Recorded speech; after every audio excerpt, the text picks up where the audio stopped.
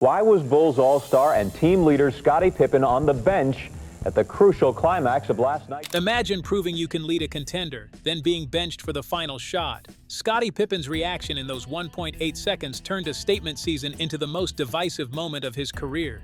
So what really happens when the greatest sidekick in NBA history finally steps into the spotlight alone? How does one playoff game elevate a star and nearly tear apart a dynasty? Tonight, we revisit the night Scottie Pippen stopped being Jordan's teammate and almost shattered the Bulls from within. When Michael Jordan retired in October 1993, I'm very solid with my decision of not to play the game of basketball. The basketball world assumed the Bulls' era was dead. No more late-game miracles, no more gravity-defying dominance, no more number 23. Almost no one wondered what came next for Scottie Pippen. For years, Pippen was the perfect 1B. Elite, versatile, but overshadowed. Jordan's retirement forced a transformation. Phil Jackson rebuilt the Bulls around him, and Pippen became Chicago's scorer, creator, and defensive core. He led in almost every statistic and kept the Bulls at 55 wins, proving the team was now his. The league still doubted until the 1994 semifinals against the brutal Knicks. Game 2 delivered the truth. Pippen exploded in transition, rose over Patrick Ewing, and threw down a vicious, iconic dunk, staring him down before jawing at Spike Lee. In that moment, the sidekick became the alpha.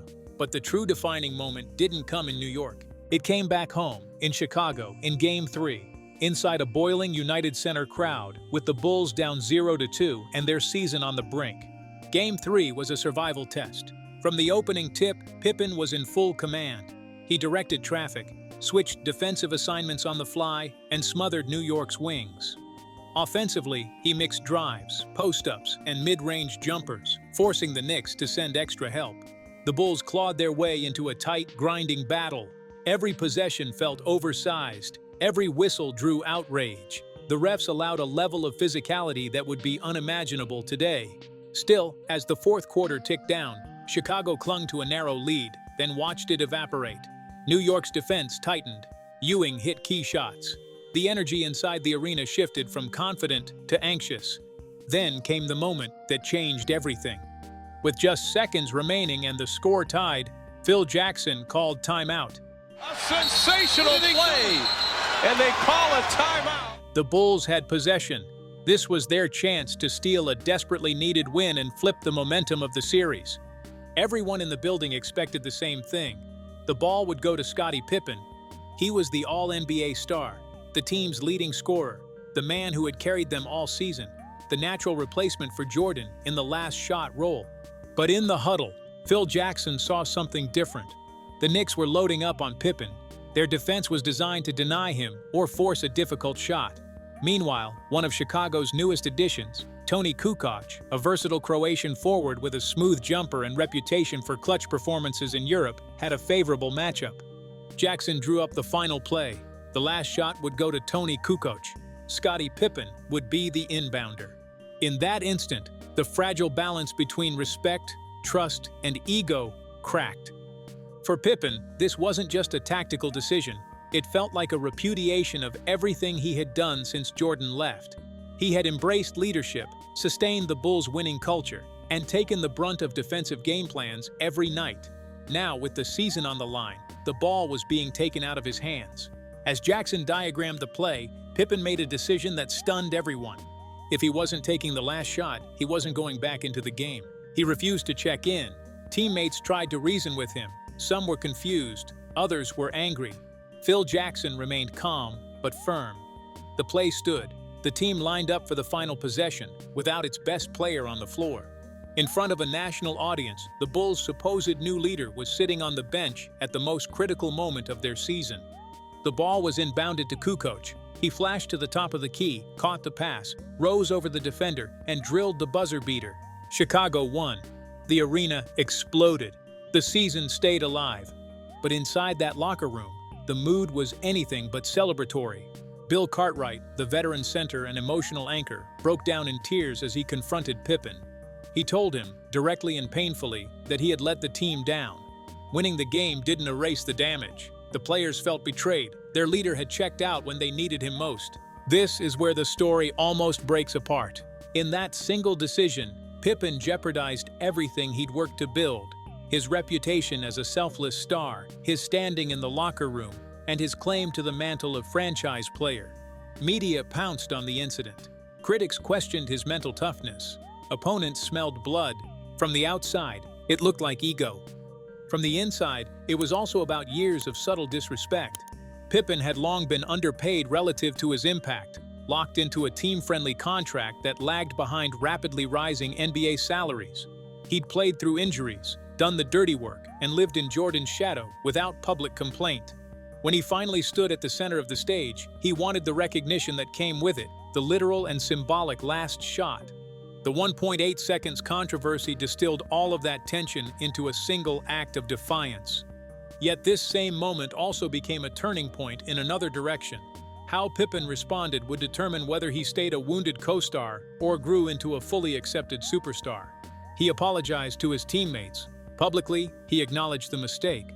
Privately, he had to rebuild trust day by day, through hustle plays, sacrifices, and late-game efforts that showed he was still willing to do whatever it took to win. On the court, he didn't shrink.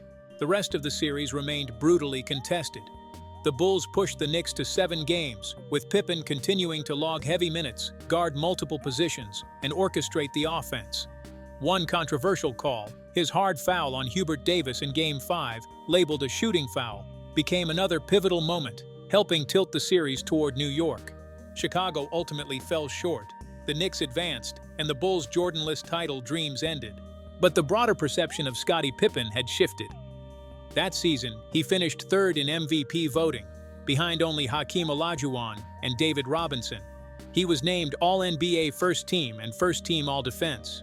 Coaches, players, and analysts now spoke of him not merely as the best second option ever, but as one of the league's elite all-around players. Full stop. The 1.8 seconds game became a paradox in his legacy. On one side, it revealed a raw, uncomfortable truth about superstar psychology. Even the most team-oriented players crave validation in the defining moments. Pippen's refusal to enter the game put that need on display in the ugliest way possible. On the other side, that same game underscored just how central he had become to the Bulls' identity. The fact that his absence from a single play created such an emotional rift showed how much the team depended on him. You don't feel betrayed by a role player sitting out. You feel betrayed when your leader steps away. Inside the franchise, the near split forced hard questions. Could this core coexist long-term? Could Pippen fully embrace the burden of leadership, not just in style of play, but in emotional resilience and decision-making? Could Phil Jackson continue to balance egos without Jordan's overwhelming presence smoothing everything over? Ironically, when Jordan returned in 1995, the entire dynamic changed again. Now, Pippen was no longer trying to prove he could carry a franchise alone. Instead, his 1993-94 campaign, and that Knicks series in particular, had permanently raised his status. Jordan didn't come back to the same Scottie he'd left.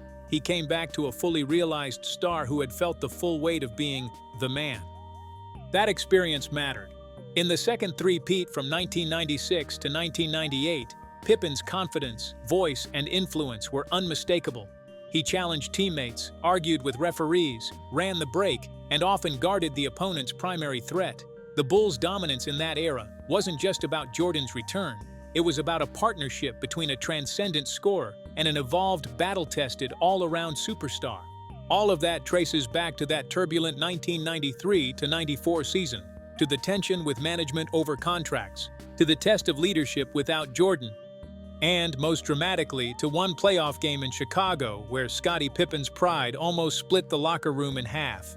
So, did that game turn him from sidekick to superstar? It didn't grant him new skills. It didn't change his physical abilities. What it did was force the world, and himself, to confront the complexity of his role. That night encapsulated both his greatness and his flaws. It highlighted his brilliance as a two-way force and exposed the emotional cost of living in someone else's shadow for years. In the end, Scottie Pippen's legacy isn't a neat, heroic arc. It's jagged, human. A player good enough to carry a team, but often defined by the one teammate even greater than he was. A leader who made a deeply unpopular choice in a critical moment and then kept showing up game after game, season after season, to prove that he was more than just a supporting character. That's why the 1.8 seconds game still matters today. It's not just about a drawn-up play or a buzzer beater. It's about identity, ego, loyalty, and the painful transformation from Jordan's sidekick to a superstar whose story stands on its own, even when it almost tore his team apart. If you love deep dive basketball stories like this, make sure to like the video and subscribe. Your support helps us keep bringing these moments back to life.